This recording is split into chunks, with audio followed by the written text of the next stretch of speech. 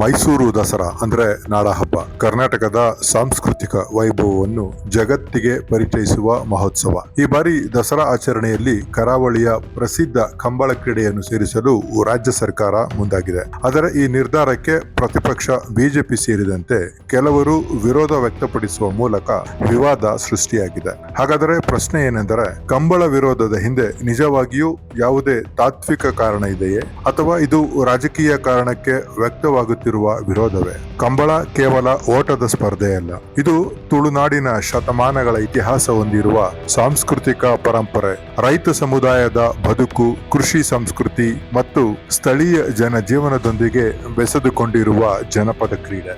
ಇಂದು ಕಂಬಳ ಕೇವಲ ಕರಾವಳಿ ಜಿಲ್ಲೆಗಳ ಮಿತಿಯಲ್ಲಿಲ್ಲ, ಕರ್ನಾಟಕದ ಹೆಮ್ಮೆಯ ಸಾಂಸ್ಕೃತಿಕ ಗುರುತಾಗಿ ಬೆಳೆದಿದೆ. ಹಾಗಿರುವಾಗ ರಾಜ್ಯದ ಅತಿ ದೊಡ್ಡ ಸಾಂಸ್ಕೃತಿಕ ಉತ್ಸವ ಮೈಸೂರು ದಸರಾದಲ್ಲಿ ಕಂಬಳಕ್ಕೆ ಅವಕಾಶ ನೀಡುವುದು ತಪ್ಪೆ? ದಸರಾ ಎಂದರೆ ಕೇವಲ ಮೈಸೂರಿನ ಹಬ್ಬವಲ್ಲ, ನಾಡ ಹಬ್ಬ ಎಂದೇ ಜನಜನಿತವಾದ ಇಡೀ ಕರ್ನಾಟಕದ ಸಾಂಸ್ಕೃತಿಕ ಹಬ್ಬ. ಯಕ್ಷಗಾನ, ಡೊಳ್ಳು ಕುಣಿತ, ವೀರಗಾಸೆ, ವಿವಿಧ ಜನಪದ ಕಲೆಗಳಿಗೆ ಅವಕಾಶ ನೀಡುವ ದಸರಾದಲ್ಲಿ ಕಂಬಳಕ್ಕೂ ಅವಕಾಶ ನೀಡಿದರೆ ಅದು ರಾಜ್ಯದ ಸಾಂಸ್ಕೃತಿಕ ವೈವಿಧ್ಯತೆಯ ಪ್ರತೀಕವಾಗುವುದಿಲ್ಲವೇ?